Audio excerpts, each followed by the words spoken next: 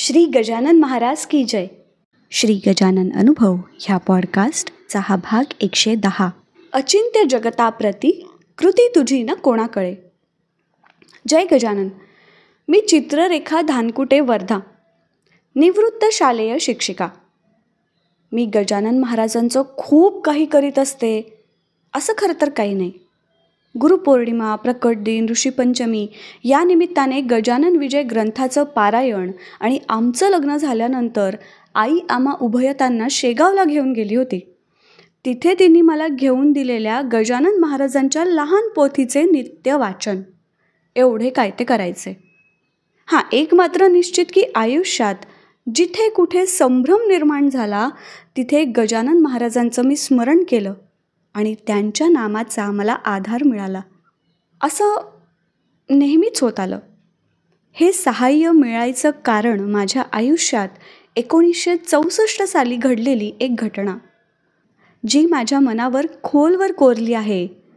कदाचित ती असावी असं मला वाटतं.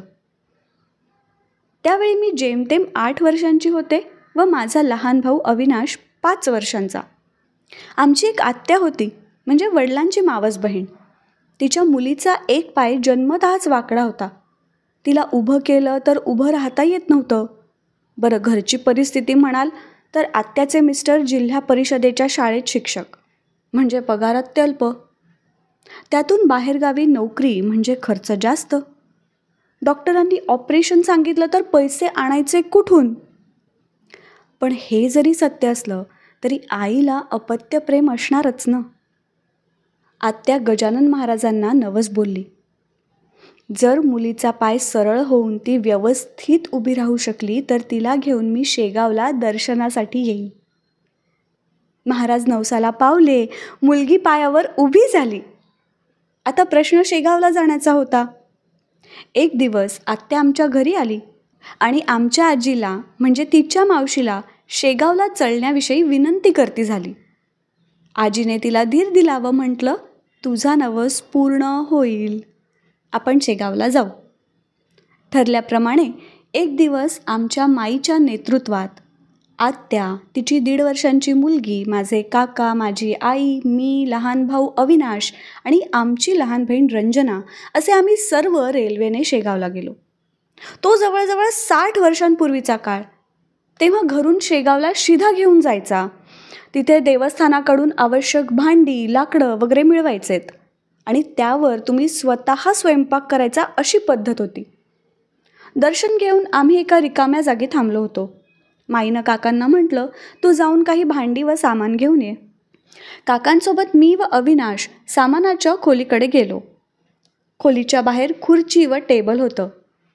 तिथे एक माणूस वही घेऊन बसला होता. आतासारखं बांधकाम तेव्हा नव्हतं. त्या परिसरात छोटी छोटी देवळं होती. तिथे लहान मुले खेळत होती. कोणी ठेवलेला प्रसाद उचलून घेत होती. तेथील माणसानं काकांना काय काय सामान हवं असं विचारलं. तेव्हा काका म्हणाले, थांबा, मी माईला विचारून येतो. मी आणि अविनाश तेथेच होतो. एका मंदिरातील 2 साखर फुटाणे आम्ही उचलले. मी आणि अविनाश तिथे होतो तोच अचानक पुढील देवळामागून एक उंच पुरा ताड माड माणूस भर चालत आला. अंगावर काही कपडा नव्हता, पूर्ण दिगंबर अवस्थेत. मी अविनाशला म्हटलं, बाळ, तो माणूस बघ कसा उघडा नागडा चाललाय. तू धावत जा आणि माईला बोलवून आण. मी तो माणूस कुठे जातो ते बघते. बाळ पळत जाऊन माई आणि काकांना घेऊन आला. तिथे बाजूलाच एक खोली होती. तिथे दरवाजातून तो आत शिरला. आम्ही सर्वांनी तिथे बसलेल्या माणसाला ते सांगितलं. नंतर आम्ही सर्व त्या खोलीत शिरलो. खोलीत खूप सामान होतं. तिला एकच दरवाजा होता. अन्य दरवाजा वा खिडकी काहीच नव्हतं. आणि त्या खोलीत कोणीही नव्हतं. तो माणूस गेला कुठे असा सर्वांना प्रश्न. तिथले कर्मचारी म्हणाले, प्रत्यक्ष गजानन महाराज आलेत आणि या छोट्या मुलांना त्यांनी दर्शन पण दिलं. मनाचं पावित्र्य असलं की महाराज प्रत्यक्ष दर्शन देतात. मी इथेच असून मला ते दिसले नाहीत. माझं वय तेव्हा इतकं लहान होतं की मला त्या गोष्टीचं महत्त्व तेव्हा काही कळलंच नाही. त्यावेळी माझं लहान वय त्या घटनेचा अर्थ लावण्यास असमर्थ होतं. पुढे काही वर्षांपूर्वी जीवनात एक विचित्र आणि चमत्कारिक घटना घडली. त्या घटनेचा अर्थ लावण्यास माझं मन असमर्थ ठरलं. 14 मी निवृत्त झाले. त्यापूर्वी सोमवार ते शनिवार सर्व दिवस अत्यंत व्यस्त असायचे. त्यामुळे घरातील जास्तीची कामं रविवारी करणे हा नित्यक्रम होता. त्यातच केस धुणे हा माझ्यासाठी महत्त्वाचा कार्यक्रम असायचा. देवाच्या दयेने माझे केस चांगलेच लांबसडक आहेत. आमच्या लहानपणी शॅम्पू वगैरे प्रकारच नव्हते. त्यामुळे शिकेकाई पाण्यात उकळून त्या पाण्याने केस धुवावे हे ठरलेलं होतं. 5 जुलै 2009 रविवारची ही गोष्ट. मी शिकेकाईचं द्रावण तयार केलं. माझ्या बाथरूममध्ये मी 2 लोटे ठेवले आहेत, साधारण सारख्याच आकाराचे.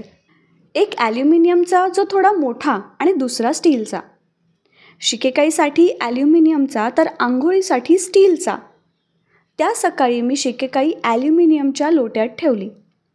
आंघोळीची तयारी केली, पण काही कारणाने मला आंघोळीला जायला 5-7 मिनटं उशीरच झाला. शिकेकाई बाजूला ठेवावी म्हणून लोट्याला हात लावला. तो एकदम हलका. मग थोडं न्याहाळून पाहिलं तर त्याला बुडाशी एक छिद्र होतं. त्यातून शिकेकाईचं पाणी वाहून गेलं होतं. मग काय, पुन्हा शिकेकाई करून तो दिवस तर मी निभावला. पण मनाला वाटलं, आपण शिकेकाईसाठी देखील एक नवीन स्टीलचा लोटा आणावा का? पण माझा तो विचार मिस्टरांनी खोडून काढला. त्यांचं म्हणणं की नवीन स्टीलचा लोटा तू बाथरूममध्ये वापरण्यासाठी घेऊ शकशील का? त्यांचं म्हणणं पटण्यासारखं होतं. मी मनात म्हटलं की ठीक आहे, असू दे. वाटलं जशी महाराजांची इच्छा आणि स्वस्थ बसले. तो विषय तिथे संपला. मध्ये एक दिवस गेला. तो मंगळवार होता. मी सेलू येथील शाळेत होते. मंगळवार सेलूला आठवडी बाजाराचा दिवस असल्याने आमची शाळा सकाळची असायची. मला आठवतं, त्या दिवशी गुरुपौर्णिमा होती. आम्ही पहाटे उठलो होतो. रात्री पाऊस येऊन गेल्यामुळे हवेत गारवा होता.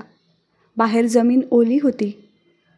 पहाटे 5:30 पावणे 6 वाजता हे फाटकाचं कुलूप उघडायला म्हणून बाहेर गेले. तो फाटकाशी त्यांना एक वयस्क व्यक्ती बसलेली दिसली.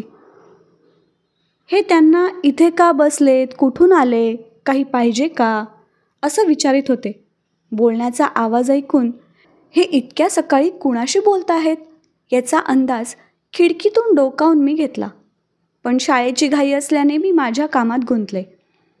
तिकडे त्या व्यक्तीने यांच्या कुठल्याही प्रश्नाचं उत्तर न देता ह्यांच्याकडे फक्त एक कटाक्ष टाकला आणि ते उठून जाऊ लागले. जाताना त्यांच्याजवळील एक स्टीलचा लोटा फाटकाशी ठेवून दिला. मिस्टर त्यांना म्हणाले, बाबाजी तुमचा लोटा राहिला, घेऊन जा ना. पण ते म्हणाले, हा लोटा तुझ्यासाठीच आणला आहे, असं म्हणून झपाट्याने चालीत पुढे निघाले आणि काही सेकंदातच दिसेनासे झाले. लोटा तसाच सोडून. मिस्टरांनी लोटा प्रथम अंगणातच ठेवला. 2 दिवस तो पुन्हा मागायला येतो का याची वाट पाहिली. आजूबाजूच्या कुणाकडील आहे का याची चौकशी केली, पण तसं काही नव्हतं. नंतर लोट्यावर काही नाव दिसतं का ते पाहिलं, तेव्हा बाकी काही वाचण्यासारखं नव्हतं, पण अकोला असं दिसत होतं. आमच्या घरापासून शेगावच्या दिशेने 2-2.5 किलोमीटर अंतरावरून आलेला आणि मला जसा हवा तसा तो लोटा. जेवढा हवा होता नेमका तेवढाच. घरातील माणसांशिवाय अन्य कुणालाही हा विषय माहिती नसताना केवळ एकच दिवस मध्ये जाऊन गुरुपौर्णिमेच्या मुहूर्तावर, तेही अगदी सूर्योदयाच्या वेळी, म्हणजे हजारात काय लाखात घडणारी घटना घडली होती. पहिली घटना समजण्यासाठी वय खूप लहान होतं, तर दुसरी घटना समजण्यासाठी मन. आता भाबड्या मनाने निर्णय घेतला की फक्त शिकेकाई पुरता तो लोटा वापरायचा. अन्यथा जेव्हा पारायणाला बसते तेव्हा त्याला कलश म्हणून बाजूला ठेवायचा. बाकी श्री गजानन जय गजानन, श्री गजानन जय गजानन. आत्ता आपण ऐकलात हा अनुभव आहे सौ चित्ररेखा वासुदेव धानकुटे वर्धा ह्यांचा. जयंत वेलणकर ह्यांनी शब्दांकित केलेले, पौर्णिमा देशपांडे हिच्या आवाजात आणि नचिकेत शिरे प्रस्तुत श्री गजानन अनुभव ह्या पॉडकास्टचा हा भाग. हा पॉडकास्ट तुम्हाला कसा वाटला हे आम्हाला नक्की कळवा.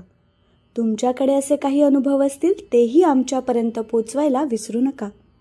डॉक्टर जयंत वेलणकर आणि मी पॉडकास्टरचे डिटेल्स खाली शो नोट्समध्ये दिले आहेत. दर गुरुवारी नवीन अनुभव ऐकण्यासाठी मी पॉडकास्टर चॅनलला नक्की सबस्क्राईब करा आणि इतरांना पण शेअर करा.